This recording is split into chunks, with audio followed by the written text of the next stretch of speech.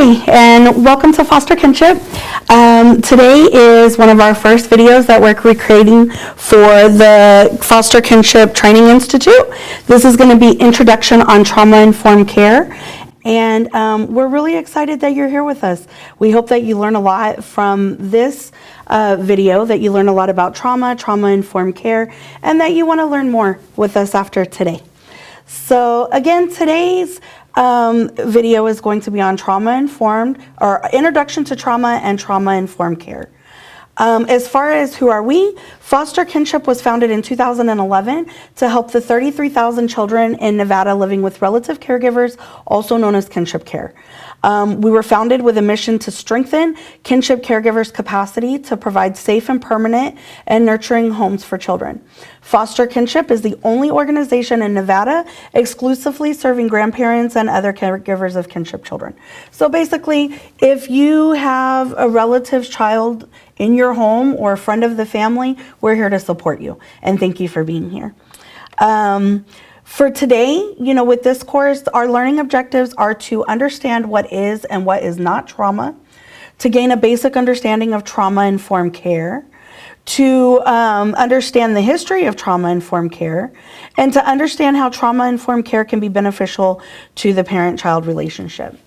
The way that we're going to get there through today is through our agenda. So we're going to look at what is trauma, how does trauma impact us, what is trauma-informed care. We're going to look at a history of trauma-informed care, look at why is trauma-informed care important to the caregiver-child relationship, and then we're going to close out today with what are some things that we can do, right, once we understand a little bit more about what trauma-informed care is. So hopping right in, the first thing that I want to talk to you guys about a little bit is what is trauma, right? It's something that we hear all the time. It's a phrase that we throw around. Oh, people have trauma. Oh, we engage in trauma-informed care. But it's what is trauma? Right? So just to hop right in, the Oxford Language Dictionary defines trauma as a deeply distressing or disturbing experience. In layman's terms, it's any experience that forces our brains and bodies to compensate in any way to cope with what's happening. Right? If we're going through something that's so hard, our bodies and our brains have to compensate somehow for it, that's trauma. Right? And when we think about the kinds of things that make our bodies do that kind of or have to go through those, processes, we realize that it's not just the big things, right? Little t traumas, right, are those that impact us at a personal level. And they're not necessarily or typically associated with long-term trauma, right? Somebody doesn't expect that they're going to have trauma as an adult if they lost their pet as a child, or if they got into an argument with a friend or a loved one, right? These are things that we say, oh, that just happens, but these can be traumatic for people. And all of these things, when they add up over time, can cause us to have trauma responses that we're going to talk about here in a little bit. Right? When we experience an abundance of trauma, whether it's big trauma with the big T, right, big stuff, or the little t trauma, then our bodies start to utilize those coping mechanisms even when we are not in the trauma at that time, right? Our bodies start misfiring, and we start throwing out, our bodies start throwing out adrenaline and dopamine and serotonin and all these things that we need to be stabilized. It will start misfiring those things, and at improper dosages, right?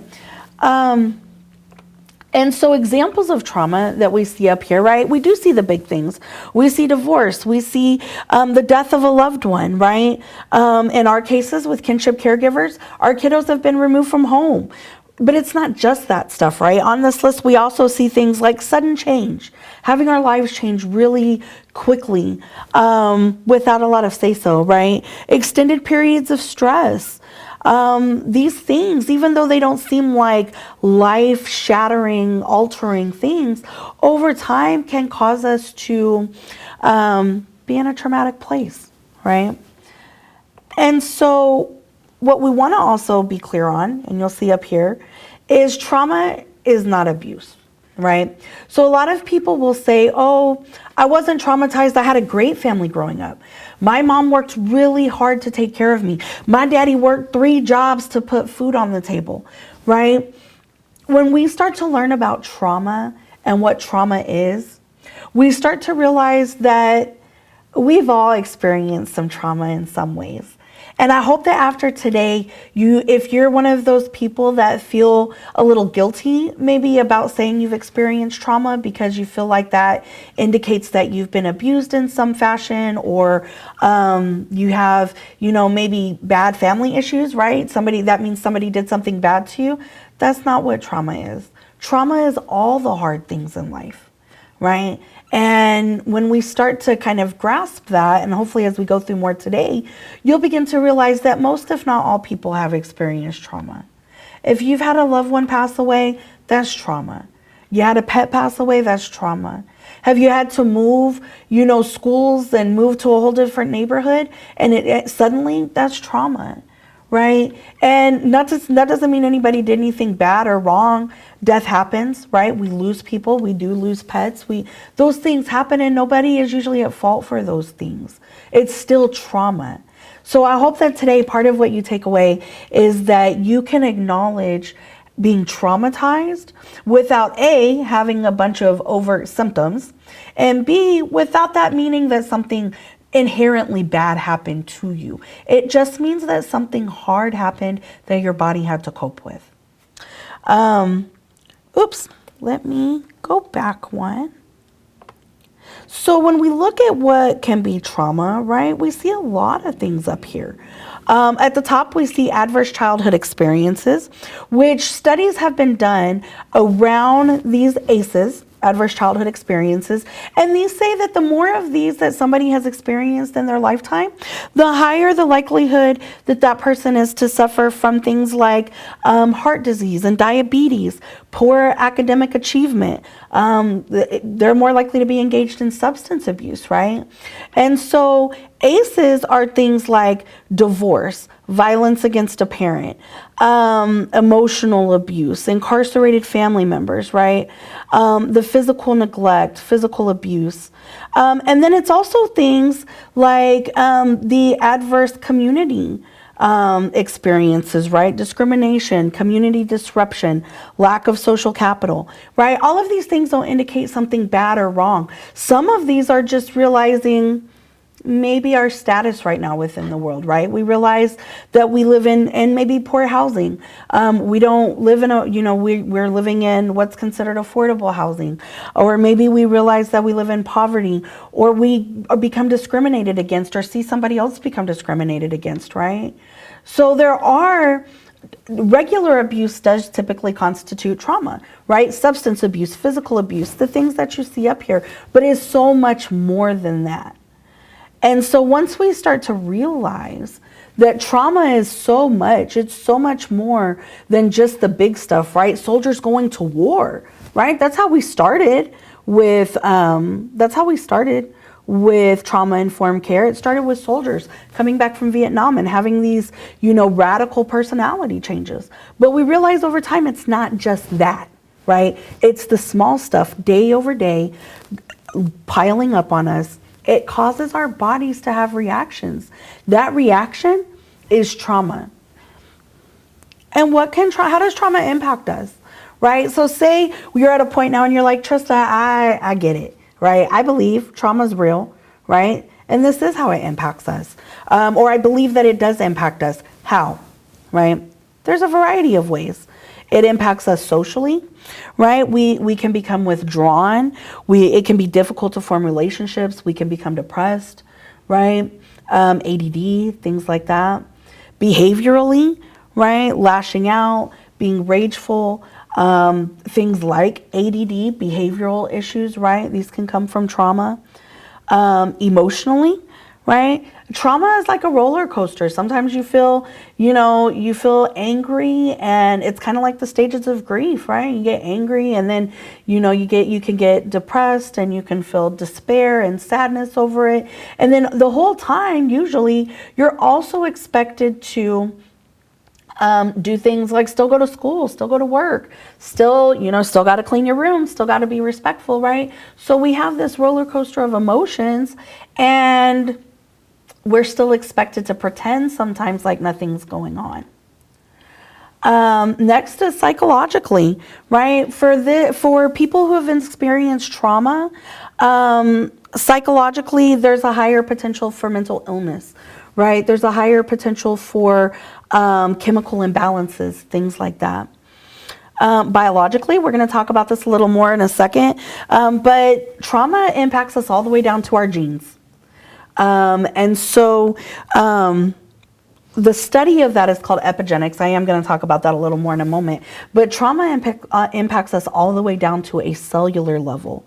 Physically, in our bodies, I'm going to show you guys in just a moment how trauma actually wears our bodies down. Environmentally, right? Our homes might be in disarray. We may be disorganized. We may have difficult environmental issues, right? We might have messy cars, or maybe it's hard for us to wash the dishes, right? Environmentally, we suffer when our bodies have experienced an influx of trauma. And then finally, intergenerational, right? I say, you know, I had a hard childhood and my mom and dad treated me some kind of way, right? Our kiddos were kinship caregivers. Our kiddos have experienced some sort of treatment. And maybe we say it stops with us, right? My mom and dad treated me some kind of way, and so I'm not going to treat my kids that way. But trauma still gets passed down. Again, we're going to talk about this just a moment with epigenetics. Or epigenetics, but you know, I might have been anxious all the time because I was scared to hurt my father's feelings, right? I walked on eggshells to make sure I didn't cause any conflict at home. Maybe I don't do my kids like that, right? Maybe they don't have to walk on eggshells around me, but my children, maybe they're born with ADD or inherent anxiety, right? My genes literally changed when I went through that trauma, and now it's embedded in my DNA. So that's going to pass down some. So trauma impacts us in all kinds of ways, right? You don't have to be the stereotypical, what we maybe see on TV, or these hyped up versions of trauma where people are in, you know, some sort of institutionalized environment, needing medication, all this stuff. You know, you got nervous tics, that might be your trauma response. Right? Do sometimes people talk to you and you just kind of looking at them like, what did you say? You know, that's your body sometimes can be, it's not always, but that can be your body going into freeze mode, right? And you just physically can't answer at this moment. And so trauma, it impacts all of us, but in different ways. Right? We don't really consider someone to be suffering from trauma until their trauma is either apparent to us, right? They're behaving in a way that we can clearly tell they've experienced trauma, or we don't consider them really traumatized until they do something extreme, right? And so hopefully, as we begin to understand all the different ways that trauma impacts us, again, we begin to normalize it a little bit, right? We walk through life and we say, when we think about all the things trauma is, we realize most people have experienced that. So then we realize that maybe the way we want to interact with people is a little bit different, right? We'll get to that in just a moment. But moving forward, one way that trauma impacts us is through our genes, right? I was just saying a minute ago, it impacts us biologically. And the way that it does that is there's a study around that, right? And now we're at a place where people are very interested in this. And there's a study called epigenetics. And this is an emerging area of scientific research that shows how environmental influences and children's experiences actually affect the genes and the way that our genes are passed down to others. Epigenetics, that means that this idea that we're kind of set in stone, right? Our genes are what they are. That's not true. In nature versus nurture, it's always a combination of the two. You know, during development, the DNA that makes up our genes, it accumulates these chemical marks, right? When our body says things like how tall we're going to be, that's a mark on our DNA. Right? And then these marks are known as the epigenome, right? So the epigenome is the little things that make us each different. It's the little marks on our DNA that determine things like how tall we're going to be, what kind of temperament are we going to have, you know, how long is our attention span going to be, right?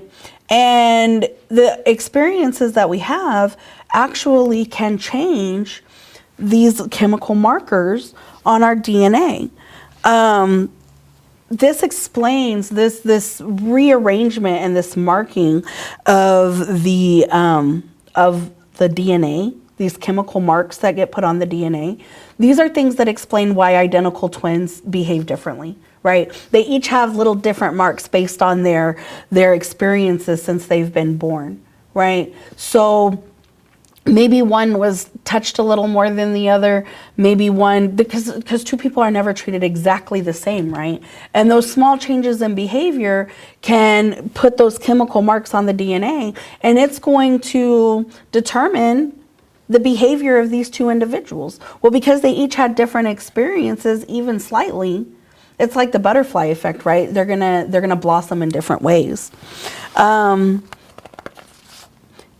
young brains are particularly sensitive to epigenetic changes. Epigenetics explains how early experiences can have lifelong impacts, right? This slide might be just a little hard to read, but what we see here is it says that the genes children inherit from their biological parents, they provide information that guide their development, right? For example, how tall they'll eventually become or the type of temperament they can have. When experiences during their development rearrange the epigenetic marks, those chemical marks on their DNA, that changes whether and how those genes will release information, right? Say somebody has the genetic DNA to have a calm temperament, right? But they experience a lot of trauma, and now that part of the gene that's supposed to release that says you're going to be calm, cool, and collected is stuck. The gate is stuck. It literally can't open and fire. Now, instead of being calm, cool, and collected like the gene originally was going to be, that person might be rageful or uptight, right? And then now that's what's embedded in the DNA for the next generation. That's how epigenetics work. So that means that the DNA, it can be impacted by positive influences, right? If I get a lot of love, a lot of attention, right? Somebody sets healthy boundaries with me, my DNA may progress in a healthy way, right? I might have at first been coded to be a very angry person, but because my mother was more patient with me than her mother was with her, the gate that brings around irritability and irrationality or whatever, that gate never opens. So then instead of becoming an irrational person, I become calm, cool, and collected, right? So our positive experiences can have an impact on this just like our negative ones can. And so finally, with epigenetics, our young brains, the younger you are, the more sensitive your brain is to those epigenetic changes, right? That's why when children experience trauma, even right when they're born, they say that babies, it can take years for them to overcome the trauma of being adopted right after birth, right? Experiencing early trauma, being removed and placed in foster care under 6 months old, right? It can take years for babies to get over this, overcome this. And it's because the younger that we are and the more malleable our brain is, the more these responses make a difference, right? The more I'm impacted by changes because my brain is literally still forming and making its decisions about which gates are going to open and fire and what's happening, right? And so this is how trauma impacts us at a biological level. And that's why it's so important for us to stop the cycle, right, of generational trauma, because it's still going to take several generations once we stop it for it to fully be eradicated, right, from our bloodline and our genetics. The other thing, right, epigenetics leads us into intergenerational trauma. This epigenetics is why we have intergenerational trauma. And here's an example of that, right? You have grandma and grandpa. Grandpa had anxiety. He had neglectful parents. Through epigenetics, his son has ADD, right? He's now anxious all the time. And maybe he has repressed emotions. He can't really talk to people, right? So then he, he has a baby. And maybe he doesn't ever neglect this baby. Maybe he doesn't ever anything. But this baby still feels kind of stuck. They still feel like their genes feel stuck. Their genes are still wired to be kind of anxious even when there's no reason to be anxious. And since there's nothing bad enough to cause a full outward expression of the anxiety, it turns into this feeling of just being stuck, right? So this is now 3 generations of people who are impacted because of one set of neglectful parents at the great-grandparent level, right? The grandfather had anxiety because of the neglectful parents, right? And that doesn't say neglect on purpose, right? It doesn't say that the parents purposely neglected him. Maybe he was a latchkey kid, right? Maybe his parents had to work 2-3 jobs apiece, and there was literally just no one to be there for him. Whether it's intentional or unintentional, there's still nobody there, and that's what neglect is, right? Neglect doesn't say, it's only neglect if they do it on purpose for bad reasons to go, use substances or whatever. Neglect just says nobody was there. And so even if, say he had to stay home alone, he had neglectful parents, he had anxiety. Now, through epigenetics, that was passed to dad, right? ADHD and repressed emotions. And now through epigenetics again, that was changed to the child by being stuck. On grandma's side, right? Say she had low self-esteem. Her mom, right? We see in here, it says her mom was an alcoholic with PTSD. Through epigenetics, the parents experienced trauma, right? Anxiety, depression. Grandma didn't know how to be a mom, right? So that got passed on to mom. Then when mom has the baby, maybe mom isn't neglectful, right? Maybe she's not an alcoholic or doesn't exhibit overt PTSD. But this child still has behavioral changes as if they had experienced trauma, even though they haven't. And so that's what intergenerational trauma means. And that's why it's so important, like I said earlier, for us to work on that so that we fix it today. Say I start a life where my children don't have trauma today. It's still not until we get to my great-grandchildren that we're really going to see that removed from our DNA, right? Maybe even longer. So it's important for us to take this in, right? And start changing some of those things that can cause us trauma, if there's things we can do about it. As far as trauma in the brain, right? I'm talking about all these changes, and I'm talking about how the brain releases dopamine. Trauma is huge on the brain, right? And it changes the brain in a variety of ways. As we see here on the screen, we have physical brain changes, right? Trauma can cause stunted brain growth, a reduced number of brain cells, and damaged connections within the brain. It just does damage all the way around.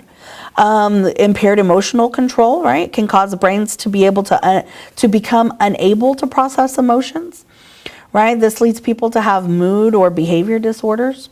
There can be impaired learning ability, right? Our brains aren't fully developed, so how can we really learn at the same level as somebody who has everything fully developed? Maybe we can't, right? There's damage there again, just like from the physical brain changes that may prevent us from that. And then we have impaired behavioral control, where it makes it hard for us to control our impulses. Right? The brain's always firing off. It's firing off that adrenaline. It's doing stuff. It's hard for us to have impulse control. And these are ways that our brains are literally impacted. And if you do scans on the brain, you can actually see the damage done by trauma. You can see the way that those connections don't light up the same. This is a physical change that happens. As far as the body goes, right? The trauma impacts us from head to toe. With our heads, we're looking at, memory loss, headaches, migraines, increased heart rate, cardiovascular disease, right? Not only because we're traumatized, but probably also because we're coping. We're either coping with food, we're coping with cigarettes, right? Whatever we cope with, right? That's also not good for us. Upset stomach, eating disorders, right? Crohn's disease has flourished in these last decade or so, right? Upset stomach. Inflammation, compromised immune systems. When our bodies are always having to be on heightened alert for perceived dangers, then we're not attacking physically the germs and the things that our immune system is usually taking care of, because it's also on high alert. You know, in our legs, restlessness, right? Restless leg syndrome. It can impact us. It can, you know, insomnia, all those kinds of things. And then finally, a decreased lifespan. You know, people, like I was saying earlier, people who have experienced ACEs are more likely to suffer from things like heart disease and diabetes. That causes shortened lifespan, you know, and maybe it's not, I can pinpoint it to one traumatic event, but when we look at the numbers and we look at the number of people who are suffering and we look at all of these things that are happening, it is very hard not to correlate on at least some level that trauma impacts and contributes to the deterioration of our body. So Dr. Gabor Mate, he is a Hungarian-Canadian physician and author. He talks a lot about trauma. This is his wheelhouse, right? He has a background in family practice and a special interest in childhood development and trauma, as well as its potential lifelong impacts on physical and mental health, including autoimmune disease, cancer, ADHD, addictions, and more, right? Basically, he studies how trauma impacts us for the long haul, right? One thing that he said that you see up here, when he defines trauma, he says trauma is a psychic wound that hardens you psychologically, that then interferes with your ability to grow and develop. It pains you, and now you're acting out of pain. Trauma is not what happens to you. It's what happens inside of you as a result of what happened to you, right? If I lose my dog today, and say my son, who's behind the camera, also loses his dog today, right? We've both experienced the same kind of loss. I might not have the same reaction inside of my body that he does, right? So maybe we both haven't experienced trauma the same way. But if both of our bodies react, if we both start crying, if we both start trying to mourn and grieve, right? Then we've both experienced trauma. It's not the activity that happened that is the trauma. It's the fact that our bodies have to compensate for it. Another thing that Dr. Mate likes to talk about, which I think is real cool, is this myth of normal, right? He says that like none of us are normal, right? The idea that some people have pathology and illness and the rest of us is normal is just kind of off topic, right? Like it's kind of absurd to think that there are certain people that are just too abnormal. Fundamentally, trauma has to do with whether or not human needs are being met. And in a society that largely denies human developmental needs, like the ones we live in today, and doesn't even try to understand them, let alone provide for them, you're gonna have a lot of people impacted, right? So basically what he's saying is, for everybody who is identified as having this, as being abnormal, right? It's not, you could probably see a little bit of yourself in that person, right? When I see somebody who acts a certain way, I probably can see a little bit of myself in them. Now, granted, I have much more impulse control. I don't act out in certain ways. I continue to behave in what's considered an acceptable manner in society. But can I not look at somebody and understand how they might have gotten to a place where they're acting that erratically? Usually I can, right? And it's because then when we look at it, it's like, well, why didn't I, if I can relate and understand where this person might be coming from, why don't I also act like that? Somehow, the way I've been treated throughout my life, I don't have those same genetic markers firing off at times that make me have that kind of temperament. I haven't done anything super great. I've put in a lot of work to learn about this stuff, but genetically, I haven't experienced the kind of trauma that will set me off like that. And that's what this myth of normal is, right? That if any of us experienced the right kind of trauma, we could be in these situations. And he's right. I mean, when we look at the statistics, it's trauma is impacting us. You know, if you've experienced trauma, people who have are 4 times more likely to become an alcoholic, right? They're 4 times more likely to develop an STD and have, you know, unprotected sex, things like that. They're 4 times more likely to use IV drugs, right, to shoot up. 3 times more likely to use antidepressants, 3 times more likely to be absent from work, right? All these things, 15 times more likely to commit suicide. These are huge numbers. And if we really want to address this, we have to talk about why. Well, for our kids, right, as kinship caregivers, it's our kids are experiencing trauma. They're going through traumatic events. They're going through a lot of changes. And now they're at our home, and we have an opportunity to not add to that, right? And whether consciously or subconsciously, how can we do that? So what we do is we look at trauma-informed care. Right? And trauma-informed care is an approach when working with people that assumes they were more likely than not to have experienced trauma in their lifetimes. I mean, it's just going throughout the world and saying, you know what, everybody has probably had a hard time somewhere. You know, we've been through this pandemic. It hasn't been easy. Right? People have experienced a lot of trauma, isolation, having to socially distance and quarantine and isolate. Right? Isolation by itself can be a trauma. And so trauma-informed care, it just is a reminder to us as we go through the world that other people have probably had hard times too. Right? And if you have had a really hard time, say somebody just passed away that you really love, right? You don't expect people to be as hard on you, right? You expect people to have some understanding for that. People are typically going to treat you a little softer in those moments. You've just experienced something huge. Trauma-informed care is keeping that idea that we need to be a little softer with people and keeping it all the time, because we don't know what trauma people have gone through. And so trauma-informed care recognizes the presence of trauma symptoms and acknowledges the role trauma may play in someone's life, right? Creating safe environments with supporting and teaching emotional regulation and building relationships and connectedness, that triad leads us to trauma-informed care. So if you're kind of like, you know, hey, I agree, trauma is everywhere, you've sold me, right? How do we get there? How do we address this? We're going to get right into that in just a moment. But first, I'm going to tell you how, as a society, did we get to trauma-informed care? Because it wasn't always like this. I don't know, especially for some of our older caregivers, you probably remember a time where it was like, buckle down, deal with it, right?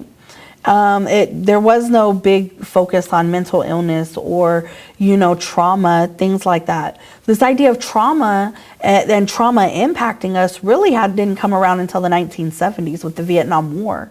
People went to war and they came home, and all of a sudden people who were really, really stand-up people, they were coming home and behaving in ways people had never seen before. And they were like, what is going on? And that's when we started getting this idea, oh, what they saw at war, what they dealt with, is contributing to this behavior right here.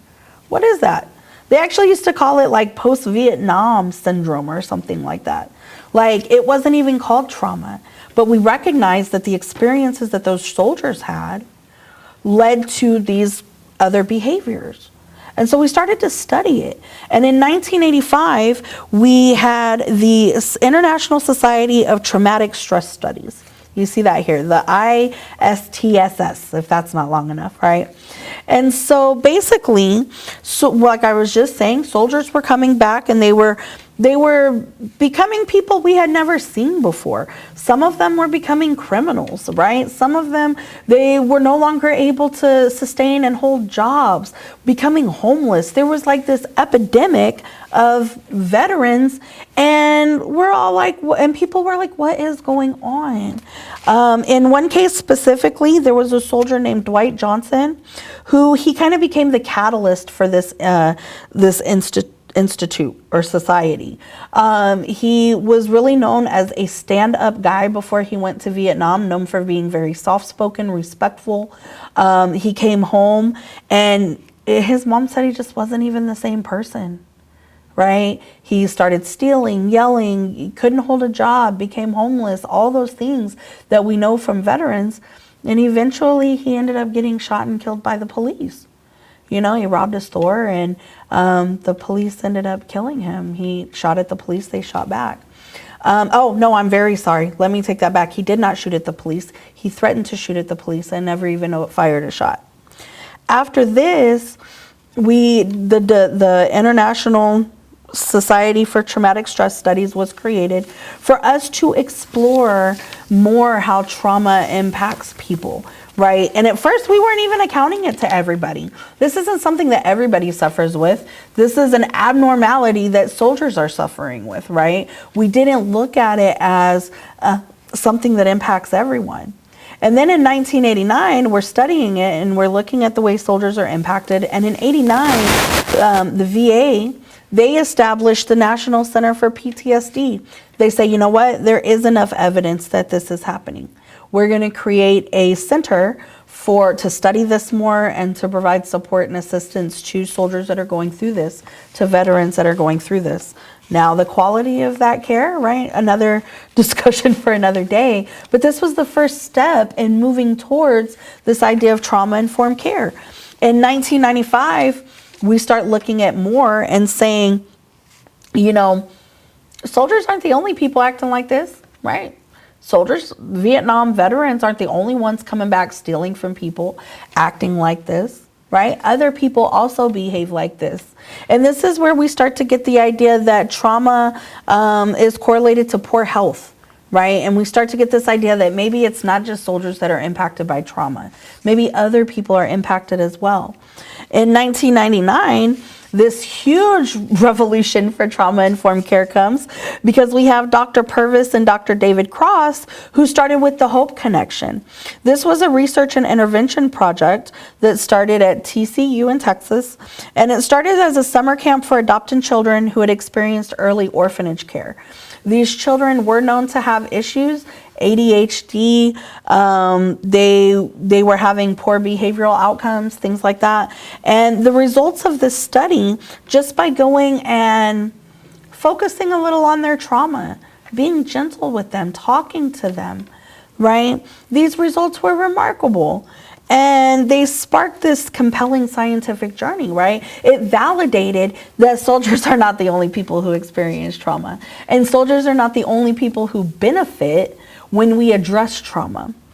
You know, by the end of the first week of this study at summer camp, there were lots of dramatic changes to attachment, right? How attached those children were, social competency with peers, and language. These outcomes formed the foundations of trust-based relational interventions and a model for children from hard places, right? So in 99, we start saying, you know, children who have experienced abuse or early adoption, things like that, maybe they're also experiencing some of the side effects of this trauma stuff, right?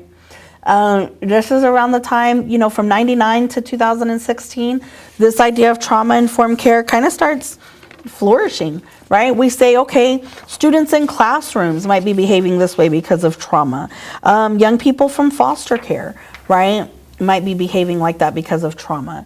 You know, people who've been to jail, when you talk to them and you hear about their life experiences, it's clear that they've, you know, experienced trauma.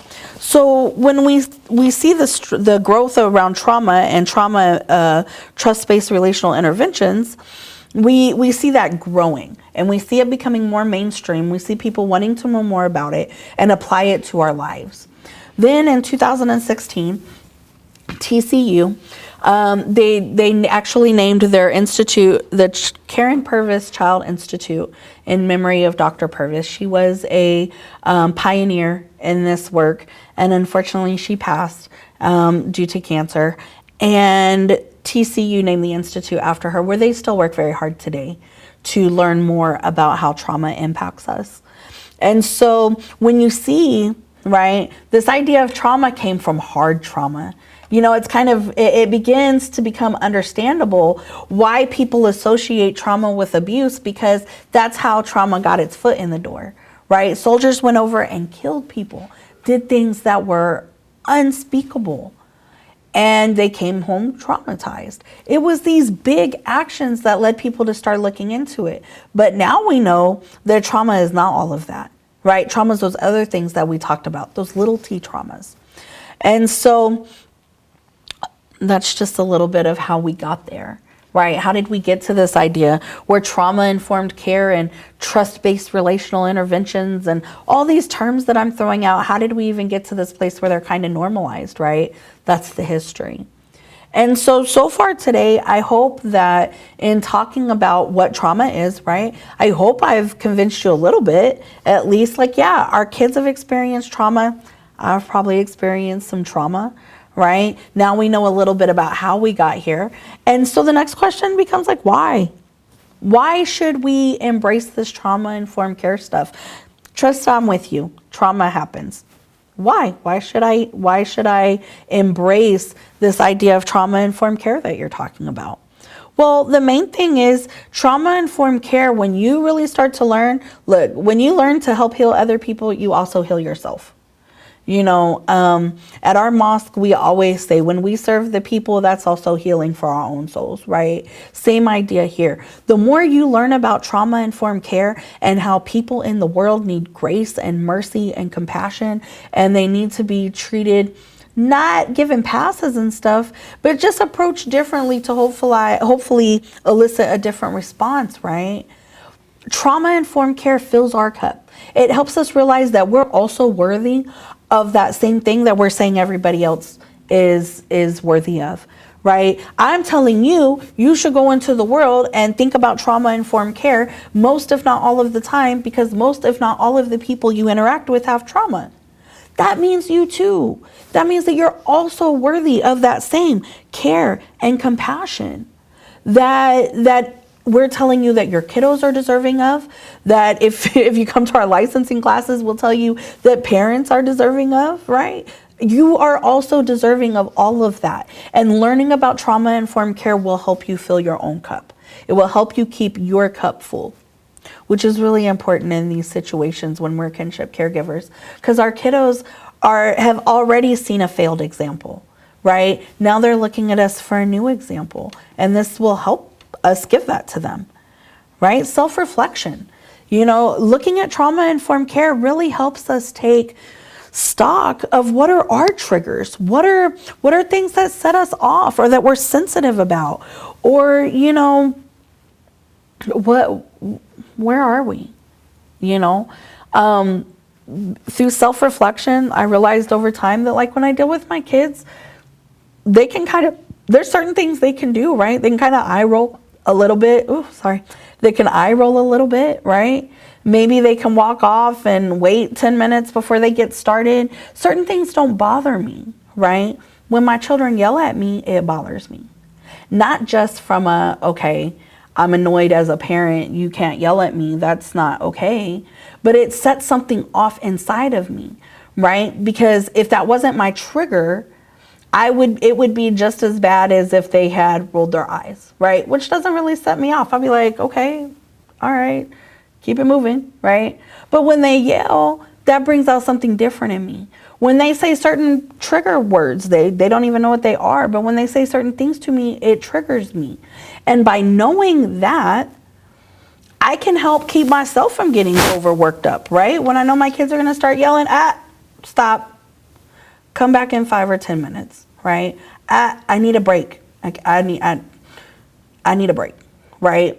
It helps us to identify what our triggers are so that we can continue to be our best selves for our kiddos.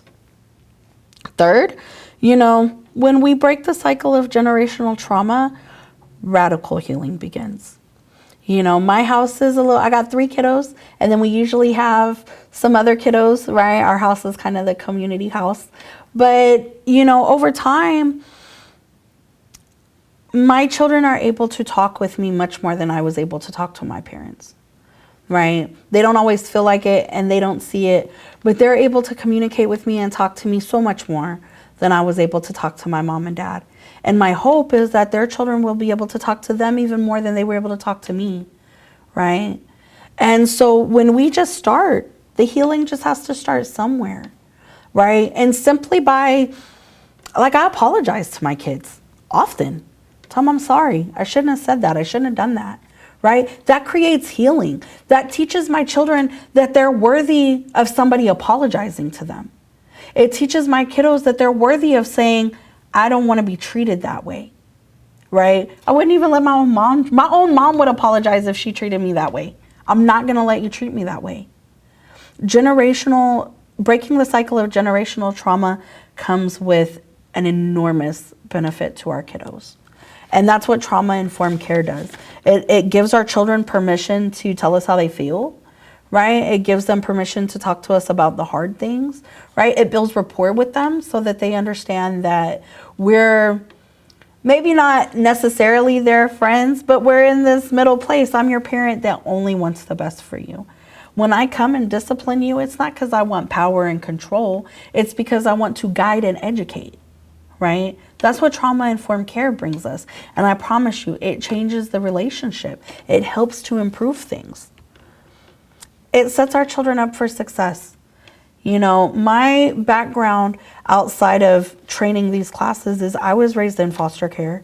As a young person, I got involved in a lot of the advocacy groups for young people coming out of care. And I was considered by all measures a success story. I was in college by 19. I wasn't homeless. I had a job. And I was blowing opportunities left and right. I didn't know how to talk to people. You weren't going to have attitude with me. I wasn't going to put up with this. I wasn't going to do that. And I lost a lot of really phenomenal opportunities. Teaching our kids trauma-informed care right now sets them up for success going forward. I promise you. So what are some things that we can do, right? I hope up till now I've sold you on all this stuff that we're talking about, right? That trauma's real, that everybody in some form or fashion experiences something that their bodies have to deal with, right? So we've all experienced trauma.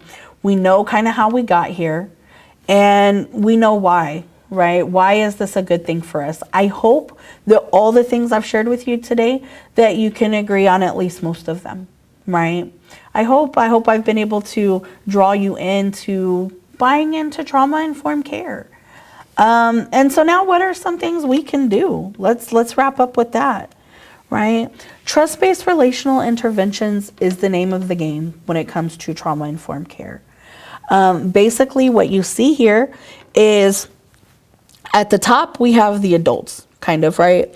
So we have mindfulness. Mindfulness is us. Before we ever discipline a child, before we ever step into a situation where we have to correct or, like I said, discipline, consequence, anything like that. The first step of trust-based relational interventions is us, right? It's making sure that we are our best selves at this moment. And if we're not, wait a little bit till we can be, right? It's making sure that we're not triggered at this moment. It's making sure that we're calm, cool, and collected because we need our children to be calm, cool, and collected. This is mindfulness, right? When we engage in mindfulness, it turns into connectedness with our children, right? My children don't respond when I'm like, hey, what were you doing? Why'd you act like that? Right? And I'm being crazy and now they're being crazy and now we're all just being kind of crazy at home. My children don't respond to that. But when I come and I build rapport with them ahead of time and then something happens and I try to talk to them, I'm not even going to fool you that like it's some type of fun time, right? This does not turn discipline and consequences into parties and rainbows. But it helps our children understand that even when we have to guide and direct them, it's only coming from a place of love and guidance and education, right? Not power and control and do what I say because I'm the grown-up. So mindfulness is our first one. Empowering, right? We can empower ourselves, empower our kids to be our best selves. Empowering is like prevention, right? If my children do not get adequate sleep every night, I cannot be surprised that they're little grumpy bugs in the morning, right? If my children are not getting enough iron or a well-balanced diet, I can't expect that they're going to have the energy to do the chores I need them to do, right? If I don't give my children adequate ways to express their anger and cope with things that are happening, then I can't be surprised when they blow up at me, right? So empowering is helping our children before there's ever an issue be set up for success. And then there is connecting, right? That's that piece where we are connecting with our children, even when we are not consequencing or disciplining them, right? We are connecting with our children in the fun moments. We're building trust with our children. We're having positive experiences with our children, so that in those times when we do have to have a not so great experience, they don't feel like, man, all my mom ever does is yell at me. All my daddy ever does is consequence me, right? They might say that in the moment, but when they go back and reflect to themselves, they'll say, usually mom and dad let me do X, Y, and Z. Okay, maybe I shouldn't have done this time, right? But that comes from building that rapport before the disruption ever happens. So for adults, right, we start with mindfulness. We move to empowering, right, ourselves and our kids. Then we're connecting with our kids, right? So that we have this rapport built up with them ahead of time.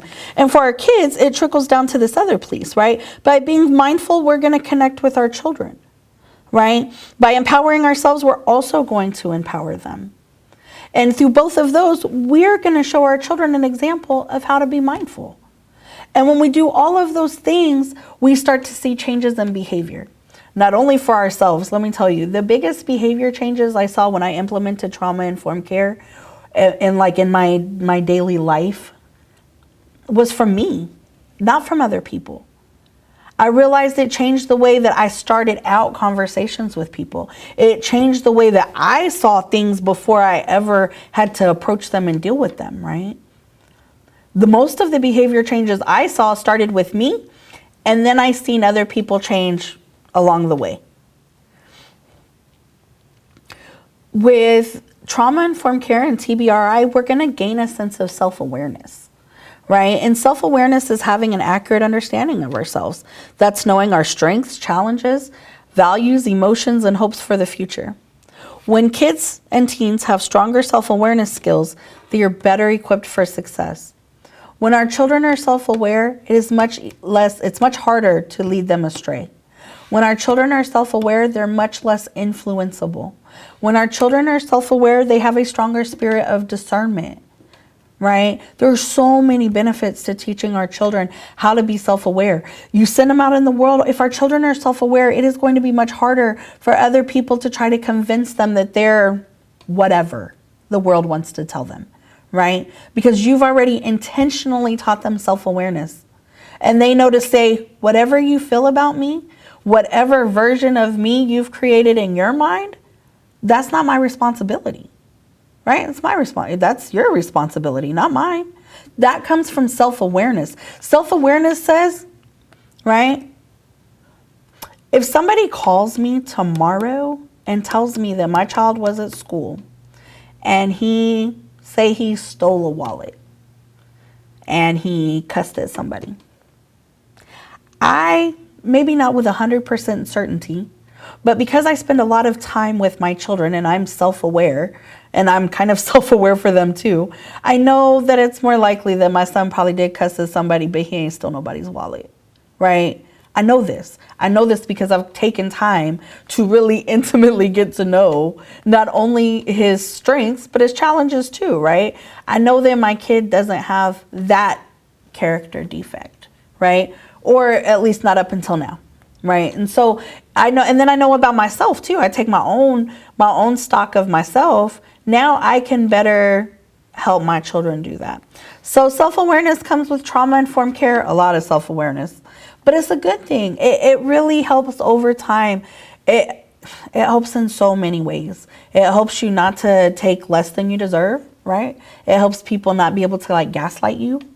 And it helps that for our kids too, especially kids that come through kinship care. You know, they may or may not get to see bio parents right now. When they turn 18 or they get old enough, a lot of our kids who don't see mom or dad right now go back to look for mom or dad. Self-awareness is so important in those scenarios because they may be going back and having relationships with unhealthy people. Now our kids need to know how to have a healthy relationship with an unhealthy person. Self-awareness is such a huge part of that because unhealthy people will try to tell you anything. This helps our kids. This will help you too, I promise. Self-care, right? All of this TBRI, mindfulness, right? It's taking care of ourselves. I keep saying to be our best self, right? We be our best selves so that we can be the best selves for our kids, for these cases that are going on, for the circumstances that you are specifically in. Self-care is so important. It is not selfish. It is necessary. You know, for many of our moms out there, trauma-informed care includes self-care. And for moms and dads and people who have a lot of responsibility, sometimes self-care feels like I'm neglecting the kids to do something for myself. I'm neglecting this responsibility. You cannot do that. Just like you have to schedule your car for oil changes, just like you have to perform maintenance on your house, just like you have to take care of things that you want to last a long time, that includes yourself. I am older than I probably want to admit, and I still struggle with this. So I don't expect that me saying this one time is completely going to change, but I hope that over time you begin to embrace that other people who have experienced trauma are worthy of self-care. You have most likely also experienced some trauma, and you are also worthy of self-care. It is not a waste of time. It is not neglect of anybody, right? Now, we can't neglect people to do self-care, but, you know, most of the time, the two are not synonymous. Please utilize, if you're in our area, foster kinship, we do respite care. You know, there are other services and play groups and places for you to get a little bit of time to care for yourself. Please utilize us, embrace us, let us be part of your village, right? Self-care is not selfish. Please don't see it that way. The last thing I'm going to say today, right, is that self-care is not just journaling and reading the books, right? Earlier, I went through a slide that specifically talked about how self-care or how trauma impacts the body, right? And I showed you, we went through the body, and I showed you from migraines to stomach issues to RLS to shortened lifespans, that trauma has a physical impact on the body. That means when we engage in self-care, we also need to engage in body work, right? Get that massage, go to the spa, get in the hot springs, soak in the bathtub, light your candles and rub yourself down with essential oils or whatever makes you feel comfortable. Body work is just as important to our physical well-being as everything else that we've talked about today. Right? You have to take time for yourself, and well, you don't have to, but I'm encouraging you to. I hope you do. And body work is part of that. You know, if you've got migraines or you've got scrunched up shoulders because you're carrying all your stress in your shoulders, you need someone to help you physically release that. And then when you release it, right, when you go in like to a chiropractic appointment or to a first like body work appointment, they'll tell you all this work that we're doing is releasing some toxins that have been stored up in your joints and stuff. So you might feel a little for the first day or two because all that stuff is flushing out. That tells you that it's important because you need to get those toxins out of your body. So body work is so important. Please, please, please take care of yourself. Not only mentally and give yourself a chance to breathe, but take care of your body so that you can continue to feel well, right? So that you can continue to be your best self in every aspect. So today we've covered a lot of things. We have covered everything, you know, from what is trauma, how does trauma impact us, what is trauma-informed care, right? We went over a history of trauma-informed care. We talked about why, right? What are the benefits to this, and how can we do it? What's some ideas to get us started with trauma-informed care? I hope that with today, you know, as we kind of round out, that I've left you with a couple of things. I hope that the first thing I've been able to convey is that trauma is not abuse, right? I hope that people walk away from this not feeling like they can't say that they've experienced trauma because they had good home lives, or they don't want to say they've experienced trauma because they don't want to say my mom and dad was abusive. The two are not exclusive, right? So I hope that's one thing that we've taken away from today. The next thing is, right, that I hope that we've taken away is that most, if not all of us, have experienced trauma, including most of you guys watching today, right? When we look at all the things that trauma is, losing a pet, divorce, natural disasters, losing a loved one, living in, violent communities, school violence, all of these things, right, that can constitute trauma. I hope that I've imparted that this is something that impacts everybody, right? And probably you too. I'm not going to say everybody because nothing's black and white, right? But most people have been impacted by trauma. You've probably been impacted by trauma too. Trauma-informed care in its simplest forms, another thing I'd like you guys to take away is that in its simplest forms, trauma-informed care is having compassion, care, and mercy for people, right? It's navigating ourselves in a way that when we interact with other people, we just say, you know what, they've probably had a hard day. They've probably had hard things happen to them. It's not giving people passes. We don't accept unacceptable behavior, right? But we understand that people probably have hard times. You are worthy of that as well. And I hope that's something that you take away. I hope that you're able to see some of the benefits of trauma-informed care. I hope I've been able to sell you a little bit on why this is valuable stuff to learn. And I hope I've left you with a desire to learn more. I hope, this is one of the first sessions in our training institute, but we plan on doing many more after this. And I hope that I've left you today with a desire to learn more about all of the topics around trauma. If you do want to learn more, you can definitely go right to our website, fosterkinship.org.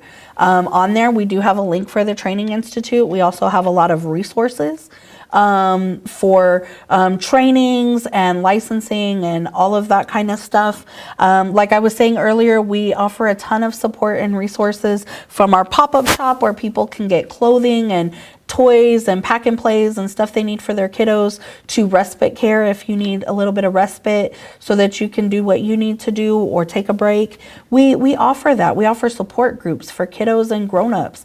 We offer a variety of stuff, so please use us. Our phone number here is area code 702-546-9988. Please don't hesitate to call us. And we're located at 3925 West Cheyenne Avenue, Suite 201. So if you need, please give us a call if you'd like to come and see us.